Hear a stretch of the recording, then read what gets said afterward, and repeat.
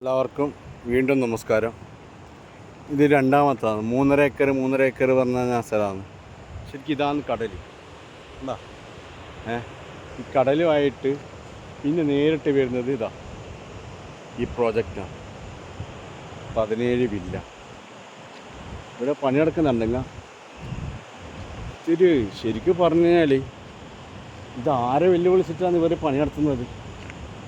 ഇത് ആരനുമതി കൊടുത്ത്?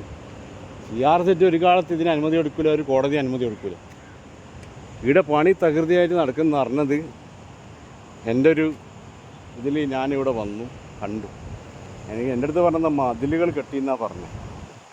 ഇത് മതിൽ കെട്ടിയാൽ മാത്രം പോരാ, ഇത് സ്റ്റോപ്പായിപ്പിക്കേണ്ട സാധനമാണ്. ഈ സാധനം നിലനിർത്താൻ പാടില്ല. ഒരു വർഷമായിട്ട് ഞാൻ പറയുന്ന കാര്യമാണ്. ഈ ബാക്കിൽ കാണുന്ന സ്ഥലം കാണുന്നില്ലേ, ഇത് മുഴുവനായിട്ട് ഇങ്ങനെ ഇവിടെ ഇതാണ്. ആൾക്കാർ ഇന്നത്തെ ഡേറ്റ് തന്നെ വീണ്ടും ഞാൻ പറയുന്നത് 23 ഓഗസ്റ്റിനാണ് ഇവിടെ ഈ പരിപാടിയെല്ലാം നടക്കുന്നത്. ഇതിപ്പോൾ പ്രൈവറ്റ് അതോറിറ്റിയിലായതുകൊണ്ടാണ് എനിക്ക് ഉള്ളിക്കയറാൻ പറ്റില്ല. അല്ലെങ്കിൽ ഉള്ളിക്കയറിട്ട് തന്നെ വീഡിയോ എടുക്കുകയും. എന്നാൽ ഇത് പ്രൈവറ്റായിട്ട് വരില്ല. CRZൻ്റെ അനധികൃതമായിട്ടുള്ള കാര്യങ്ങളാണ് ഇവിടെ നടന്നു കൊടുക്കുന്നത്. നോക്കിയാൽ വീഡിയോ ഉണ്ടോ? ഏറ്റവും നല്ല ഇതാണത്.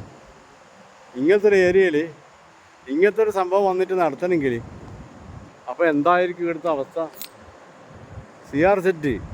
CRZ ബി ഷെഡ്യൂളാണ്, നോൺ ഡെവലപ്മെൻറ്റ് സോണിലാണ് ഈ പരിപാടി നടക്കുന്നത്. ഇതെല്ലാം വെച്ചിട്ട് ശരിക്കും പറഞ്ഞാൽ ഇതാരാണ് ഇതിൻ്റെ പിന്നിൽ? ഇതാരാണ് ഇതിന് അനുമതി കൊടുത്തത്? എല്ലാവരും നാളെ നിയമത്തിന് മുന്നിൽ തെറ്റുകാരാണ്. കാരണം ഇത്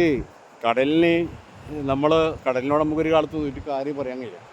ഈ കടൽ കാണുന്നില്ലേ, ഇതും കഴിഞ്ഞിട്ടാണ് ഇവർ ഈ വലിയ അറബികൾക്ക് വേണ്ടിയിട്ട് വില്ല പ്രൊജക്റ്റ് നടത്തുന്നത്. നമ്മളെ വീടുള്ള സാധാരണക്കാരായ മത്സ്യത്തൊഴിലാളികളെ വീടുകൾക്ക് മര്യാദയ്ക്ക് പെർമിറ്റ് കൊടുക്കാത്ത ഇതിലാണ്, ഈ സമയത്താണ് ഇവിടെ ഇത്രയും വലിയ വില്ല. ഞാൻ ഞെട്ടി, ശരിക്കും ഞാൻ ഞെട്ടി കേട്ടോ. നിങ്ങൾ ഞെട്ടിയാ? നിങ്ങൾ ഞെട്ടണം. കാരണം വെച്ചാൽ കേരളത്തിൽ ഇങ്ങനെ വെള്ളരിക്ക പട്ടണമായിട്ട് മാറിക്കൊണ്ടിരിക്കുകയാണ്. ഇനിയും ആര് പ്രതികരിച്ചിട്ടില്ലെങ്കിൽ തീർച്ചയായിട്ടും കടൽക്ഷോഭമല്ല, സുനാമിയല്ല, സുനാമിനെ വേറെ എന്തെങ്കിലും ഉണ്ടാവും.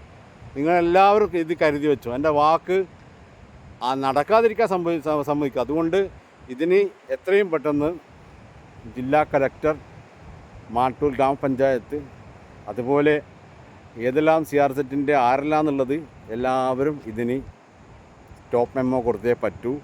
ഈ പണി നിർത്തി വെക്കണം. അടുത്ത ഘട്ടം ഞാൻ വരുമ്പോൾ ഇങ്ങനത്തെ ഒരു പരിപാടിയുടെ കണ്ടിനെങ്കിൽ ഞാൻ നേരെ പോകും. ഉറപ്പായിട്ടും ഞാനിത് സ്റ്റേ ആക്കും.